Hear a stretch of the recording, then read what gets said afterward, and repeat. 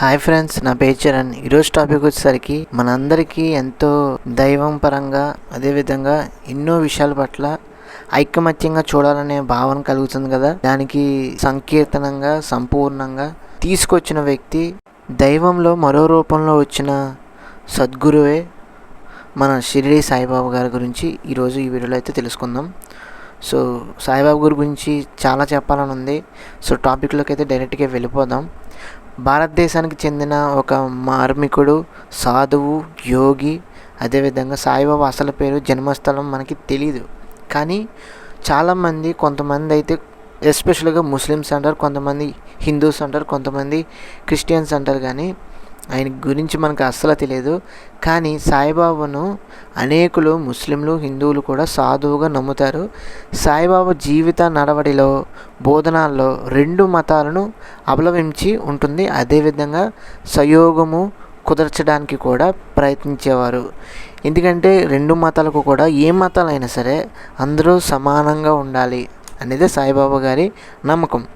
సాయిబాబా మసీదులో నివసించేవారు, గుడిలో సమాధి అయ్యారు. కానీ రెండు మతాల పద్ధతులను తన బోధనల్లో అవలంబించారు. ఆ రోజుల్లో కార్యక్రమం చేసినప్పుడు సాయిబాబా గారిది. ఈయన రెండు సాంప్రదాయాల యొక్క పదాలను, చిత్రాలను ఉపయోగించడం జరిగింది. ఇతని వ్యాఖ్యల్లో ముఖ్యమైనది శ్రద్ధ, ఇంకా సబూరి. ప్రధానంగా హిందూ సాంప్రదాయానికి చెందిన భక్తులు సాయిబాబాను శివుని, దత్తాత్రేయుని అవతారం అయిన సద్గురువుగా భావిస్తూ ఉంటారు. అదేవిధంగా సాయిబాబా బోధనలో ప్రేమ, కరుణ, దానం, సంతృప్తి, శాంతి, దైవారాధన, గురు పూజ ముఖ్యమైనవి ఇవన్నీ కూడా ఉంటాయి. అద్వైతం, భక్తి మార్గం, ఇస్లాం సాంప్రదాయాలు సాయిబాబా బోధనలోనూ జీవనంలోనూ మిళితమై ఉంటాయి. దేశవ్యాప్తంగా సాయిబాబాను దైవ స్వరూపునిగా గుర్తించి ఆరాధిస్తూ ఉంటారు. సాయిబాబా గారి జీవిత చరిత్ర గురించి ఇప్పుడైతే మనం తెలుసుకుందాం. సాయిబాబా గారి ఏదైతే పుట్టు పూర్వత్తుల గురించి అయితే మనకి ఇక్కడ కూడా ప్రస్తావించడం అయితే జరగలేదు. కానీ ఏ విషయమైనా జరిగిన కొన్ని అధ్యయనాల వల్ల బాబా షిరిడి చుట్టుపక్కలే జన్మించారని ఉండవచ్చని చాలామంది చెప్తూ ఉంటారు. అతని బాల్యనామం హరిబాబు బుసారి కావచ్చని కొన్ని అభిప్రాయాలు కూడా ఉండటం అయితే జరిగింది. తన జన్మ మరియు బాల్యం గురించి కూడా బాబా ఎప్పుడూ స్పష్టంగా చెప్పలేదు, కానీ అవి అనవసరం అని అనేవారు. ఎందుకంటే ఎక్కడ పుట్టాడో, పేరు ఏమిటో తెలిస్తే ప్రతి మనిషి ముందు వారి కుల గోత్రాలు చూస్తారని, వారి ఈ మతం అని ఆ మనసులో నాటుకునేందుకు. అదేవిధంగా బహుశా బాబా గారు అందుకే తన పేరు, పుట్టుక ప్రదేశం అయితే ప్రస్తావన చేయలేదు. ఒకమారు తన ప్రియమైన మహల్సాపతితో తన ప్రతి గ్రామంలో ఒక దేశస్థ బ్రాహ్మణ కుటుంబంలో పుట్టి ఒక ఫకీరు సంరక్షణలో పెరిగినట్లు చెప్పడాన్ని కథనం అయితే ఉంది. ఎందుకంటే మహల్సాపతి గారు మొదటగా గుర్తించింది సాయిబాబా గారి ఆయన ధ్యానం చేస్తున్నప్పుడు ఈయన ఒక మహా ఋషి, మహా సద్గురు అని చెప్పేసి ఆ రోజులో చెప్పేవారు. అదేవిధంగా జీవిత చరిత్రలో కూడా ఉంది. షిరిడి సాయిబాబా గారు 1856లో సుమారు 8 సంవత్సరాల ప్రయాణంలో బాబా గారు మహారాష్ట్రలోని అహ్మదాబాద్ నగర్ జిల్లాకు చెందిన షిరిడికి వచ్చారని, ఈ ప్రకారం బాబా సుమారు 1848లో జన్మించి ఉండవచ్చని అనుకుంటున్నారు. కానీ కరెక్ట్గా మనకైతే తెలియదు. ఆ యువకుడు అంటే సాయిబాబా గారు ఒక వేప చెట్టు కింద ధ్యానం చేస్తున్న రాత్రింబవళ్ళు కూర్చొని ఉండేవారని, అతన్ని చూసి చాలామంది గ్రామస్తులు ఆశ్చర్యపడేవారని, మహల్సాపతి, అప్ప జోగాలే, కాశీనాథ్ వంటి ధార్మిక ఏదైతే చింతనపరులైన గ్రామస్తులు బాబాను తరచు దర్శించసాగారు. బాబా గారు పిచ్చివారని, మరియు కొందరు రాళ్లతో కొట్టేవారని, మరి కొంతకాలం కనిపించకుండా పోయిన సమయంలో అతను ఎక్కడికి వెళ్ళారో ఎవరికి తెలియదు. అప్పుడు అతను చాలామంది సాధువులు, ఫకీర్లను కలిశారని, అవి అంచనా మాత్రమే, నిజానికి వీటికి ఎటువంటి ఆధారాలు అయితే లేవు. షిరిడీలో ఆయన నివాసం వచ్చేసరికి 1858లో చాంద్ పటేల్ కుటుంబపు పెళ్లి సందర్భంలో వాళ్ళతో కలిసి బాబా షిరిడీకి వచ్చారు. అక్కడ ఖండోబా మందిరం దగ్గర బాబా బండి దిగినప్పుడు మందిరం పూజారి ఏదైతే మహల్సాపతి గారు ఉన్నారో, ఓ సాయి రండి అని పిలిచారంట. సాయి అంటే సా అనగా సాక్షాత్తు అని, ఈ అంటే అనగా ఈశ్వర్ అని, తర్వాత సాయి నామం స్థిరపడి ఆయన సాయిబాబాగా ప్రసిద్ధుడైనమాట. సో ఇంత అర్థమైతే ఉంది సాయిబాబా అనే పేరుకి. షిరిడిలో ప్రాంతం ఏదైతే సామగరిడీలు కుస్తీలు ప్రసిద్ధం అనమాట. సాయిబాబా వేషధారణ కుస్తీ పహిల్వాన్లుగా ఉండేవారని, అదేవిధంగా ఫకీరులాగా మోకాళ్ళు వరకు ఉండే ఆ కప్పాని తలకు టోపీలాగా చుట్టుకున్న గుడ్డ ధరించడం మొదలుపెట్టారు. ఇలా ముస్లిం ఫకీర్లా ఉండేవారు బాబాగారు. స్థానిక హిందువుల నుండి కొద్దిపాటి ప్రతిఘటన కూడా ఎదురైందని చెప్పేసి అంటూ ఉంటారు. 1918లో తన సమాధి వరకు సాయిబాబా షిరిడిలోనే ఉన్నారు. ఒక పాత మసీదు తన నివాసంగా చేసుకున్నారు. మసీదులో ధునిని వెలిగించారు. అందులో నుండి విభూతి తీసి తన దర్శనానికి వచ్చే వారందరికీ పంచేవారు. అది వారందరికీ రక్షణ ఇస్తుంది. అదే మన విభూతి అనమాట. వారందరికీ ఉపదేశాలు ధర్మబోధనాలు చేసేవారు. చాలామంది మహాత్ములు చూపించేవారు. స్వయంగా వండి ప్రసాదాన్ని పంచేవారు.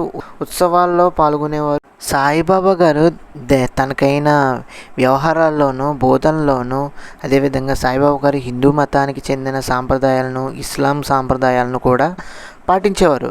నమాజ్ చదవటం, అదేవిధంగా ఖురాన్ అధ్యాయం వంటి ఆచారాలను పాటించడం, అదేవిధంగా చాలా ఇతర ఆచారాలను పాటించేవారు. అదేవిధంగా ఆయన దుస్తులు కూడా సూఫీ ఫకీర్ తరహాలోనే ఉండేవి. మతం కులం వంటి భేదాలపై ఆధారపడిన విద్వేషాలను కూడా పూర్తిగా వ్యతిరేకించేవారు. సనాతన ఛందస్సు సాంప్రదాయాలను ఏ మతాన్నినైనా అదేవిధంగా ఖండించేవారు. తనకి ఫకీరుగా ఉన్న తన శిష్యులకు కూడా మామూలుగా సామాన్య గృహస్థ జీవనం గడపమని చెప్పేవారు. ప్రార్థన చేయమని, భగవన్నామస్మరణం చేయమని, పుణ్యగ్రంథ పఠనం చేయమని వీటిలో ప్రోత్సహించేవారు. బాగా ఖురాన్ చదవమని ముస్లింలకు, రామాయణం చదవమని, భగవద్గీత చదవమని, విష్ణు సహస్రనామం చదవమని, ఇలాంటివంటివి కూడా పారాయణం చేయమని, ఇవన్నీ కూడా హిందువులకు ఉపదేశించేవారు. నీతిబద్ధమైన జీవనం గడపమని, ఇతరులను ప్రేమించి సహాయం చేయమని చెప్పేవారు. తన భక్తులకు 2 ముఖ్యమైన లక్షణాలు అలవర్చుకోమని పదే చెప్పేవారు. అవి ఏంటంటే, ఒకటి శ్రద్ధ అంటే ఏంటంటే విశ్వాసం, భక్తి, దీక్ష. ఇంకా సబూరి అంటే ఓర్పు, సాధన, ఇవన్నీ కూడా ఉండేవి. అశ్రద్ధ చేయకుండా బాధ్యతను నెరవేర్చాలని 2 మతాల గ్రంథాలను సాయిబాబా ఆదరించి వ్యాఖ్యానించేవారు. వాటిపై ఆయనకున్న లోతైన పరిజ్ఞానం ఉంది. ఇంకా హిందూ మత విషయంపై బాబా వ్యాఖ్యానంలో అద్వైతం, భక్తి అంశాలు కలిసి బాగా ఉండేవి. తన నివాస సాధనమైన మసీదుకు ద్వారకామాయి అని పేరు కూడా పెట్టుకున్నారు. భగవంతుడు అంతటా అందరిలోనూ ఉండేవారని బాబా బోధనలో ఒక ముఖ్యాంశం. అదేవిధంగా బాబా ఉపదేశాలు ఇస్లామిక్ సిద్ధాంతాలకు అన్ని విధాలుగా కూడా ఆయన సరిపోయే విధంగా చెప్పేవారు. ఈ లోకంలో భగవంతుడు ఇచ్చే మోక్షమే శాశ్వతం అని చెప్పేవారు. సాధనలో గురువుగారు ప్రాముఖ్యతను గురించి గురువునే దేవుడిగా భావించమని పదే చెప్పేవారు. పూర్వపు కర్మల కారణం వివిధ ఫలితాలు సంభవిస్తాయని కూడా చెప్పేవారు. బాబా గారు రచించిన గ్రంథాలు ఏవి లేవు. సాయిబాబా బోధనలు మౌఖికంగానే శిష్యులకు లభించాయి. అవి పెద్ద ఉపన్యాసాలు కావు. సమయానుసారం చేసిన చిన్న ఉపదేశాలు మాత్రమే. తన వద్దకు దర్శనానికి వచ్చిన వారందరూ తరచూ సాయిబాబా దక్షిణ అడుగుతుండేవారు. అలా వచ్చిన ధనాన్ని పేదలకు పంచిపెట్టేవారు. మిగిలిన కొద్దిపాటి ధనంతో భక్తుల వద్ద దక్షిణ తీసుకొని వారి పూర్వ రుణాలకు చెల్లించడానికి దోహదం చేస్తారని ఆయన శిష్యులు చెప్పేవారు. దానము ఉన్నదాన్ని ఇతరులకు పంచుకోవటం, ఇవన్నీ బాబా గారు బాగా ప్రోత్సహించి గుణాలు. ఏదో సంబంధం లేకుండా ఎవరు ఎక్కడికి వెళ్ళేవారు కాదు బాబా గారు అనేవారు.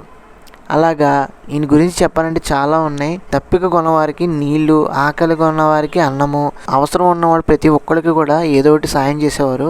బాబా చెప్పిన వాటిలో మరికొన్ని ప్రసిద్ధ వాక్యాలు: నేనుండగా భయం ఎందుకు, అతని మొదలు లేదు తుది లేదు, తన భక్తులకు బాబా 11 వాగ్దానాలు చేశారంట. అవేంటో చూద్దాం. మొదటగా షిరిడీలో అడుగుపెట్టిన వారు కష్టాలు తీరినట్లే. మసీదు మెట్లెక్కగానే నేను దీనిలో సంతోషంగా వెల్లివిరుస్తుంది. నేను భౌతిక దేహాన్ని విడిచిన తర్వాత కూడా సచేతనంగానే ఉంటాను. నా సమాధి నా భక్తులు జీవిస్తుంటారు. వారి అవసరాలకు అక్కడే జవాబు లభిస్తుంది. నా సమాధి నుండే నేను మీకు దర్శనమిస్తాను. నా సమాధి నుండి నేను మాట్లాడతాను. నా వద్దకు వచ్చి శరణు కోరిన వారికి సహాయం చేయడానికి నేను ఎప్పుడూ ఉంటాను. మీరు నా వంక చూడండి, నేను మీ వంక చూస్తాను. మీ భారాలను నాకు అందిస్తే నేను తప్పక మోస్తాను. నా సహాయం బోధన కోరిక వారికి అవి వెంటనే లభిస్తాయి. నా భక్తులు ఇంట లేమి అనేది ఉండదు. ఇవన్నీ కూడా 11 కూడా అద్భుతంగా ఆయన చెప్పిన మాటలే మనం ఇప్పుడు ప్రస్తావించుకున్నాం. ఎంతో అద్భుతంగా ఉన్నాయి కదా. బాబా గారు ఎన్నో మహిమలు అయితే ఆయన చేయడం జరిగింది. అందులో కొన్ని మనం చూసుకున్నట్లయితే శ్రీ సాయి సచ్చరిత్రలో ప్రస్తావించబడ్డాయి. కొన్ని హేమంత్ పంతు ఆయన రచించారు. దీర్ఘకాలిక వ్యాధులతో నయం చేయటం, ఖండయోగం వంటి అసాధారణ యోగ ప్రక్రియలు చేయటం, ప్రకృతి శక్తులను నియంత్రించటం, భక్తుల మనసులోని విషయాలు తెలుసుకోవటం, దూర ప్రాంతంలోని భక్తులకు తన సందేశం తెలియజేయటం వంటివి ఇలాంటి మహిమలు ఎన్నో. కొన్ని తన భౌతిక దేహాన్ని విడిచిన తర్వాత కూడా బాబా గారు అనేక భక్తులకు కళల్లోనూ మనోధ్యానం సమయంలోనూ దర్శనమిచ్చి మార్గనిర్దేశనం చేయటం ద్వారా కష్టాల నుండి విముక్తి కలగటం వంటి మహిమలు ఎన్నో మనం చూసాం, కనబరచడం అయితే జరిగింది. ఇటువంటి విషయాలను భక్తుల సత్సంగ కార్యక్రమాల్లో తరచూ చెప్తుంటారు. ఇంకా సాయిబాబా గారి భక్తుల గురించి పూజా విధానాల గురించి చూసుకున్నట్లయితే ఖండోబా ఆలయానికి పూజారి మహల్సాపతి గారికి సాయిబాబాకు మొదటి భక్తుడని ప్రతిది. అదేవిధంగా తర్వాత కూడా కొంతమంది స్థానిక శిష్యులు విశ్వాసంతో దర్శనానికి వచ్చే మరి కొంతమంది మాత్రమే బాబాగారి భక్తజనం పరిగణించవచ్చును అని కూడా చెప్పడం అయితే జరిగింది. 1910 తర్వాత ఒక భక్తుడైన దాసగను తన సంకీర్తనల ద్వారా బాబా మహిమలను దేశమంతటా చాటాడు. అప్పటి నుండి దేశంలో చాలా ప్రాంతాల నుండి హిందూ ముస్లిం భక్తులు పెద్ద సంఖ్యలో షిరిడీకి రాసాగారు. బాబా జీవితకాలం చివరి భాగంలో కొందరు క్రైస్తవ పార్సీ భక్తులు కూడా షిరిడీ సాయి దర్శనానికి రాగసాగారు. షిరిడీలోని సాయి మందిరంలో నిత్య పూజలు జరుగుతుంటాయి. అనుదినం వేల సంఖ్యలో వివిధ ప్రాంతాల నుండి భక్తులు షిరిడీకి వచ్చి బాబా గారి దర్శనం చేసుకుంటూ ఉంటారు. శ్రీ సాయిబాబా గారి సంస్థాన్ అనే సంస్థ షిరిడీ కేంద్రంగా వివిధ కార్యక్రమాలు ఆలయ నిర్వహణ కొనసాగిస్తున్నారు. దేశంలోని అన్ని ప్రధాన నగరాల్లోనూ సాయిబాబా మందిరాలు ఉన్నాయి. ఆంధ్రప్రదేశ్లో అనేక నగరాల్లోనూ పట్టణాల్లోనూ చాలా గ్రామాల్లోనూ సాయిబాబా గారి మందిరాలు ఉన్నాయి. సాయిబాబా గారి గురించి అనేక పుస్తకాలు ప్రాచురితమయ్యాయి.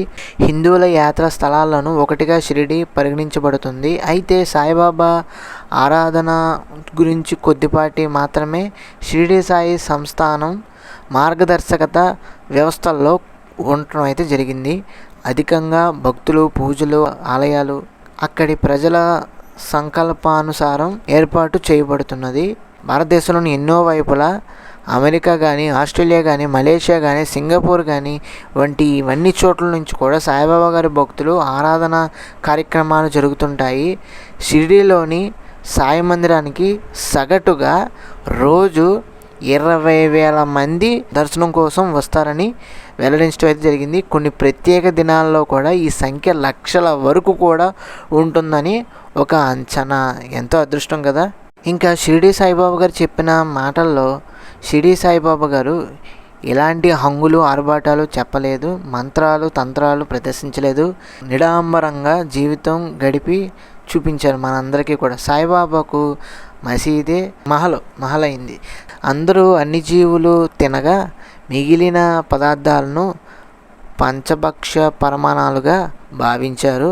షిరిడీ సాయిబాబా మసీదులో స్తంభాన్ని ఆనుకుని నిమ్మవృక్షం కిందనో ఏ ఆడంబరాలు లేకుండా కూర్చుని శ్యామ మహల్సాపతి బాయిజమ్మ లాంటి భక్తులందరికీ జీవసత్యాలు బోధిస్తూ ఉండేవారు. అవి మామూలు మాటలు కాదు, అమూల్యమైన ఆణిముత్యాల మాటలు. ఒక సందర్భంలో సాయిబాబా గారు ఇలా చెప్పడం అయితే జరిగింది. మీరు ఎవరిని నొప్పించకండి. తోటివారు మిమ్మల్ని ఏ రకంగా నాయన కష్టపెట్టినా సరే వారిని క్షమించండి.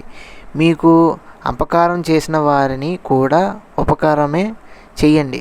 ఇలా చేయడం వల్ల మేలు జరగటము, మనశ్శాంతిగా ఉండటమే కాదు, మీకు హాని చేసిన వారు లేదా మిమ్మల్ని నొప్పించిన వారిలో పశ్చాత్తాపం కలుగుతుంది కూడా. శ్రద్ధ సబూరి చాలా అవసరం. మీరందరూ శ్రద్ధ సబూరిలను అలవర్చుకోవాలి. సహనం విశ్వాసం లేని వారు జీవితంలో ఏమీ సాధించలేరు. ఎందుకు కోరకుండా పోతారు. ఏ పని చేసినా శ్రద్ధగా చేయండి.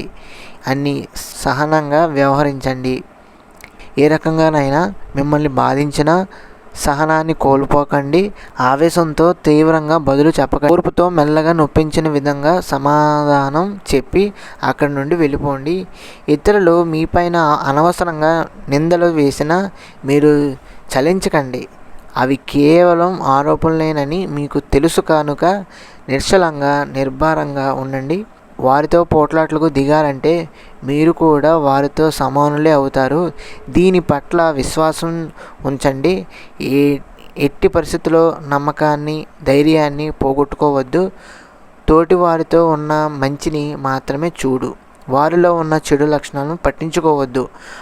మనం మంచిగా ఉన్నాము లేదా అనేది మాత్రమే మనం చూసుకోవాలి. మనం పరీక్షించుకుంటూ సమీక్షించుకుంటూ సన్మార్గంలో సాగిపోవాలి. ఇతరులు ఒకవేళ ఏమైనా ఇబ్బందులు కలిగిస్తున్నా పైన భగవంతుడు ఉన్నారని నమ్మండి. దేవుడు మీకు తప్పక సాయం చేస్తాడని విశ్వాసాన్ని ఉంచండి. దేవుడి వైపు మీరు ఒక అడుగు ముందుకు వేస్తే దేవుడు మిమ్మల్ని కాపాడడానికి 1000 అడుగులు ముందుకు వస్తాడు అని సాయిబాబా గారు ఎన్నో కీలకమైన మాటలైతే వాళ్ళందరితో కూడా చెప్పడం అయితే జరిగింది. సాయిబాబా గారి గురించి మనం ఎన్నో తెలుసుకున్నాం. కానీ 1910 తర్వాత సాయిబాబా గారి పేరు దేశమంతటా తెలిసింది, మనందరికీ తెలిసిందే. దేవుడిని గుర్తించిన భక్తులు బాబా దర్శనానికి రాగసాగారు అందరూ కూడా. కానీ అనుకోకుండా అక్టోబర్ 15, 1918 మంగళవారం మధ్యాహ్నం 2:30 గంటలకి బాబాగారు తన భక్తులైన బాజ్యాకి, అప్పా పటేల్కి వాళ్ళ ఒడిలో మహాసమాధి చెందారు సాయిబాబా గారు. ఆయన దేహం బుటివాడలో ఖననం చేయబడింది. అక్కడే సమాధి మందిరం నిర్మించారు. సో సాయిబాబా గారి మరణం కూడా ఒక బాధాకరమే వాళ్ళందరి మనసుల్లో. ఎంతోమంది వేల భక్తులు ఆ రోజు వచ్చి అందరూ కూడా సాయిబాబా గారిని దర్శించుకొని ఎంతో బాధపడ్డారు. ఎన్నో భజనలు కూడా చేశారు. ఇంకా ఇది ఫ్రెండ్స్ ఓవరాల్గా సాయిబాబా గారి గొప్ప విషయాలు అయితే, ఎంతో గొప్ప కథ అయితే మనం విన్నాము, చూసాము. ఎంతో మంచి మాటలు కూడా విన్నాము, తరించాము. బాబా గారిని ఒక్కటి మాత్రం చెప్పాలంటే, బాబా గారిని నమ్ముకుంటే ఏ మనిషికి కూడా కష్టాలు అయితే ఉండవు. తప్పకుండా మంచిని అనుసరిస్తే డెఫినెట్గా మనమందరం కూడా మన జీవితంలోనూ, మన ఇంట్లోనూ, మన చుట్టుపక్కలలోనూ, అదేవిధంగా అన్ని విషయాల్లో కూడా మనం సక్సెస్ అవుతామని తెలియజేయడం అయితే జరిగింది. సో అది ఫ్రెండ్స్ వాళ్ళగా సాయిబాబా గారి గురించి. మీకు ఈ వీడియో ఎలా అనిపించిందో కామెంట్ చేయండి. ఈ వీడియో నచ్చినట్లయితే తప్పకుండా మన ఛానల్కి లైక్ చేయండి, షేర్ చేయండి, సబ్స్క్రైబ్ చేసుకోండి.